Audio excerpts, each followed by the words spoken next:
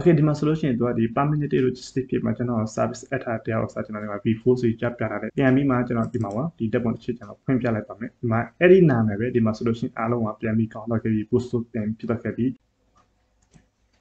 Hello မင်္ဂလာခင်ဗျကျွန်တော်ဒီနေ့ပြပြသွားမှာတော့ address access permanently registered ဖြစ်တဲ့ဥစ္စာ final registration ဖြစ်တဲ့ဥစ္စာဘယ်လိုပြပြင်သွားရမလဲဘယ်လိုပြန်မှ postဖြစ်အောင်လုပ်သွားရမလဲဆိုပြီးဒီနေ့ဒီပြင်မှာအားလုံးအသေးစိတ်လုပ်ပြီးကျွန်တော်ပြပြရှင်းပြပေးမှာဖြစ်ပါတယ်ကျွန်တော် page ကဘာကြောင့် permanently registered ဖြစ်ရလဲဆိုတော့ဆက်ပတ်သက်ပြီးအရှိပြီးတော့အားလုံးအသေးစိတ်လုပ်ပြီးကျွန်တော်ပြပြရှင်းပြထားအောင်ရှိပါတယ်ပထမ step အနေနဲ့ highlight အနေနဲ့ကျွန်တော်ပြပြပေးမှာဖြစ်ပါတယ်ကျွန်တော် page က permanently registered ဖြစ်တဲ့အကြောင်းပထမ registered ဖြစ်တော့ခဲ့ပြီးဒီဖက်မှာ request debut တင်တဲ့ option တွေပါတယ်အဲ့ဒီ request debut တင်တဲ့အခါမှာကျွန်တော်အမားလေးတွေပါတော့ခဲ့တဲ့အတွက်ကျွန်တော် page က permanently registered ဖြစ်တော့ခဲ့တယ်အဲ့ဒီအမားမဖြစ်အောင်ဘလို့ setup လုပ်ပြီးသွားရမလဲဆိုပြီးအရှိဗီဒီယိုမှာကျွန်တော် practically လုပ်ပြီးကျွန်တော်ပြပြရှင်းပြတာအောင်ရှိတယ်ဒီနေ့ဒီဗီဒီယိုမှာတော့ permanently registered ဖြစ်တဲ့ဥစ္စာ final decision ဖြစ်တဲ့ဥစ္စာကိုဘယ်လို request debut တင်မှာ post ဖြစ်အောင်လုပ်သွားရမလဲဆိုပြီးအဓိကထားပြီးကျွန်တော်ပြပြပေးမယ်ဖြစ်ပါတယ်ဒီဥစ္စာကျွန်တော် affiliate တင်ဖို့ဆိုရင်ကျွန်တော် personal account ဒီ page admin personal account က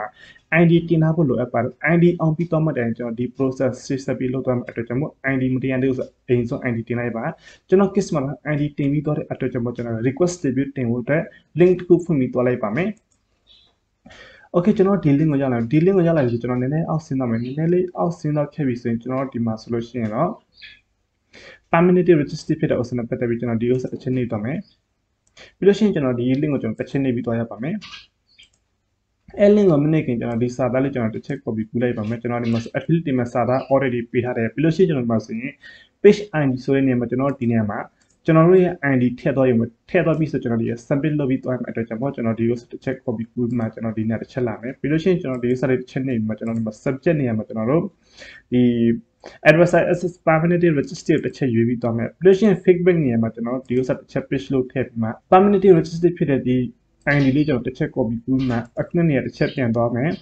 ကျွန်တော်ဒီနေရာလေးတစ်ချက်ပြန် page လို့ထည့်ရမှာပေါ့နော်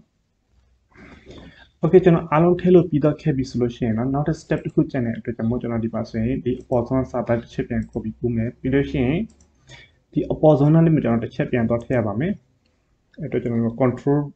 v နေမှာပြီးရင်ကျွန်တော်ဒီ app တစ်ချက်ဖြတ်မှာ app Okay ကျွန်တော်ဒီပုံစံအားလုံးရေးလို့ပြီးတော့ခဲ့ပြီဆိုကျွန်တော်ဒီကနေ send ဆိုတာနေလိုက်ပါမယ်ပို့လိုက်ပါမယ်ဒီလိုပို့လိုက်ခဲ့ပြီဆိုရင်ကျွန်တော် Facebook team မှာ review 100% ရတော့ခဲ့ပြီဒီမှာဆို from submit successfully Okay ကျွန်တော်ဒီနေ့တစ်ချက်ပြီးတော့ခဲ့ပြီနောက်တစ် step တစ်ခုကတော့ request review တင်လိုက်အောင်ကျွန်တော် link ထည့်ကျွန်တော်ဒါရိုက်ရေးတော့ပြပါမယ် Okay အဲ့ဒီ step ကိုကျွန်တော်နေလို့ပြီးတော့ခဲ့ပြီဆိုရင်ကျွန်တော်နောက်တစ် step တစ်ခုနဲ့ request review တော့ပြီးတင်ရမယ်အတွက်ကျွန်တော် link ဖွင့်ထားရှိတဲ့အတွက်ကျွန်တော်အဲ့ link ထည့်ကျွန်တော်ဒါရိုက်ရေးတော့ပြမယ် Okay ဒီ step ရောက်နိုင်မယ်ဒီ step ရောက်လာခဲ့ပြီဆိုရင်ကျွန်တော်ဒီဥစ္စာတစ်ချက်နေပြီးကျွန်တော်ဒီမှာဆိုလို့ရှိရင်တော့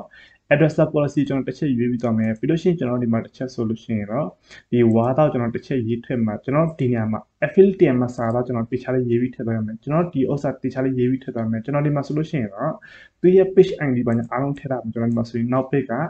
4388ဆိုရင်ကျွန်တော်တစ်ချက်ပြပေးမယ်ကျွန်တော်ဒီမှာဆိုရင်လည်း4388ဖြစ်တဲ့အားလုံးကျွန်တော် right ဖြစ်အောင်လုပ်ထားတဲ့အတွက်ကျွန်တော်ဒီစာသားလေးကျွန်တော်တစ်ချက် copy ကူးမယ်ပြီးလို့ရှိရင်အခုနေရာတစ်ချက်ပြန်လာပြီးမှကျွန်တော်ဒီမှာ page လုပ်ပြီးထည့်တော့မယ်ခင်ဗျ Okay page လုပ်ပြီးထည့်လို့ပြီးတော့ခဲ့ပြီဆိုအောင်မှာကျွန်တော်ဒီ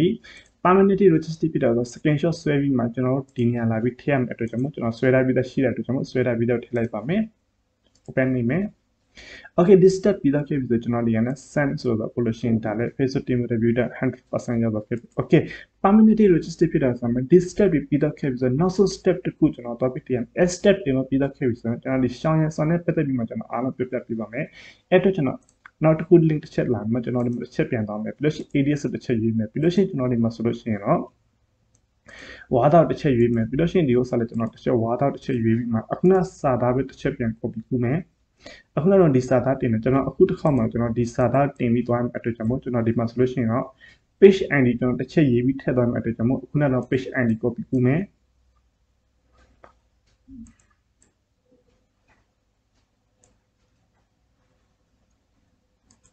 Okay အဲ့ဒါ copy ကူးပြီးဆိုရင်ကျွန်တော်ဒီနေရာမှာအားလုံးပြန် page လုပ်မယ်ကျွန်တော် page add ID ဆိုပြီးရေးထည့်ပြီးဆိုကျွန်တော်ဒီဥစ္စာပြန်တစ်ချက်ပြန် copy ကူးမယ်ဒါကြတော့ကျွန်တော်တို့ရန်တဲ့ဖက်နဲ့ရေးပြီးထည့်လို့မရပါဘူးကျွန်တော် page ကိုစစ်ဆေးပြီးမှကျွန်တော်ဒီ add registered ဖြစ်တဲ့ဥစ္စာပတ်သက်အားလုံးဖြတ်ပြီးမှအားလုံးအဆင်ပြေပြီဆိုမှကျွန်တော်အဲ့ဒါမှဒီစာလေးကျွန်တော်တစ်ချက်ရေးပြီးမှအဲ့ဒါမှ request ပြုတော့ပြီးတင်ရပါတယ်เนาะအဲ့အတွက်တစ်ချက်သတိထားဖို့လိုအပ်တယ်ပြီးလို့ရှိရင်ကျွန်တော်တို့ဒီခုနကတော့